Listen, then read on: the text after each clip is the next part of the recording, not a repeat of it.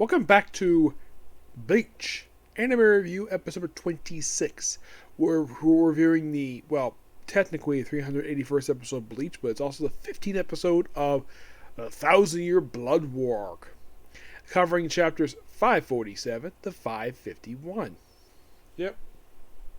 Now, despite what they did in the Wiki page, it did adapt the opening page of 447 in the last week's episode. For some strange reason, somebody decided to go behind my back and erase this fact. They clearly did. So, we have various different things going on this episode. We first start with the Quincy's basically just having a meeting, and of course having the wonderful title, come on their table, which that was really cool. And immediately afterwards, we see Yareach, the main villain of the arc. He's here with Ururu, and of course, basically, he's just talking for a while, everything's post-invasion, former whatever. I thought that was kind of weird. And we see various stuff happening here. Let's go to the part with RD first. Yes, various locations. Where we hear with one of the members, one of the Quincy's, where he's he's inside. And apparently then we see Captain Murderer just come out, basically this magical door out of nowhere with Nano, wearing this bright yellow outfit. And I know your secret. Shadows. You guys like traveling via shadows. And it's if you're not going to attack me, you can go ahead and leave. And talk about going to this territory. It's a really cool scene. And then, of course, the scene ends with this big shocking revelation that Urikawa contacted him saying, "Oh yeah, I know how to break the seals and get the Bankai back." Yes, seriously. Yes. And that's the R&D stuff. Ichigo himself is only seen in a post-credit scene where he's walking along a pathway, and then thanks to some trickery he thinks is longer. And that's it for him the whole episode. We see Toshiro and Ronkiku, where they're battling D. Yes, his codename is D.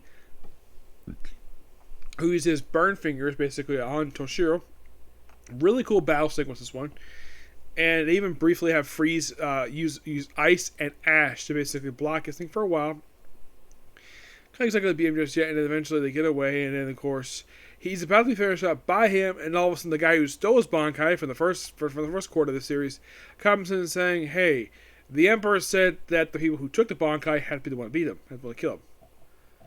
And that's it for that segment. We also see the Lieutenant of Squad 2, where he basically is at his mansion, wondering what happened at the mansion.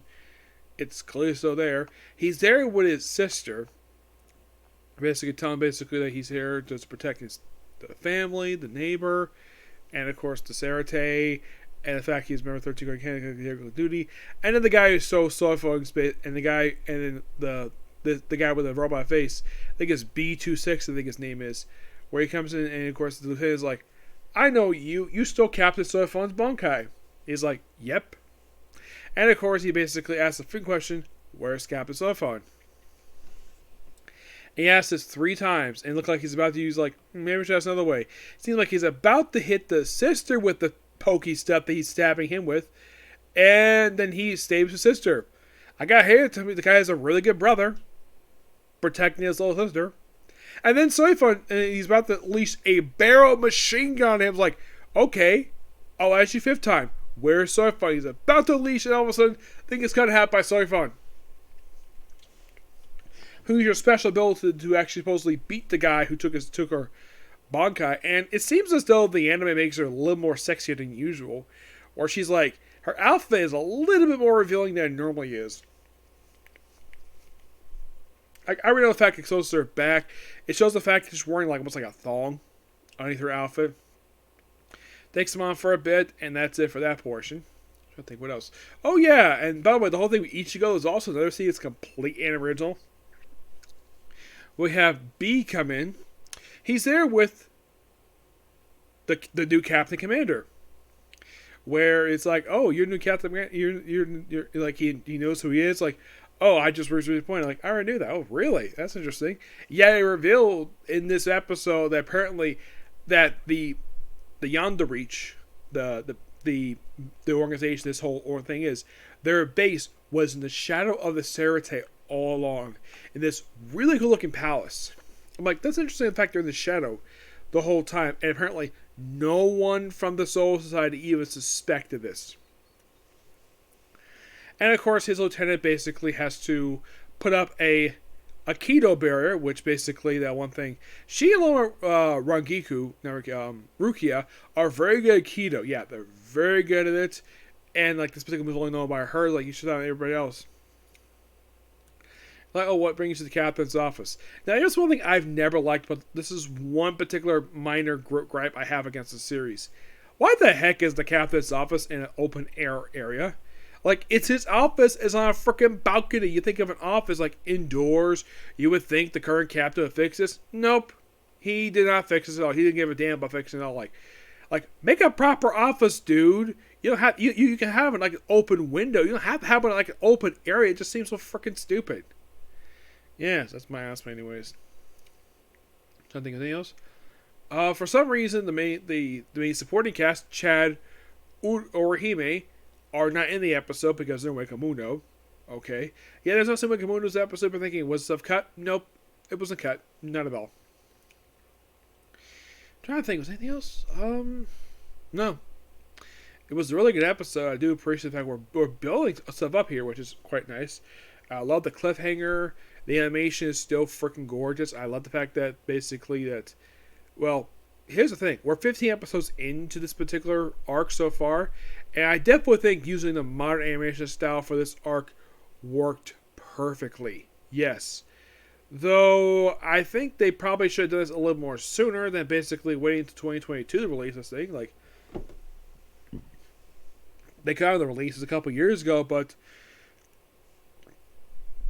nope, they did not. And this is strange, though, the fact that when the series resumed last year, it had been 10 years since it had been, like, in the case of Japan, people had to wait 10 years for another episode to air.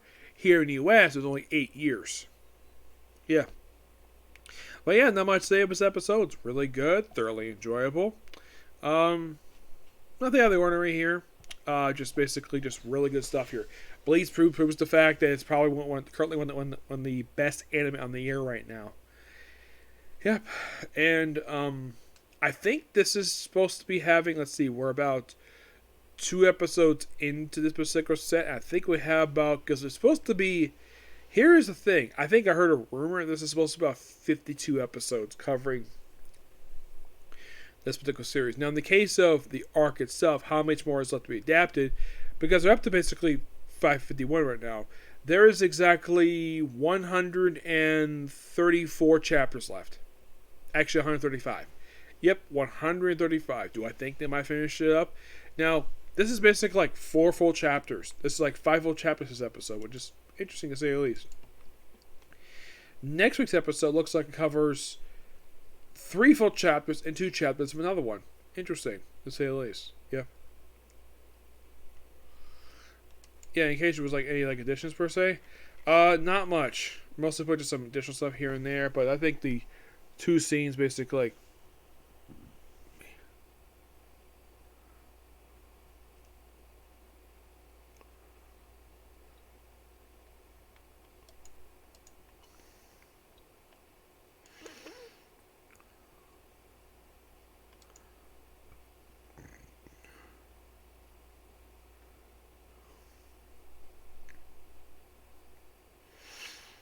yeah. But yeah, that's that particular view. Next episode, 2 comic corners. It's on to Marshall Magic and Muscles. Okay, next view. Bye.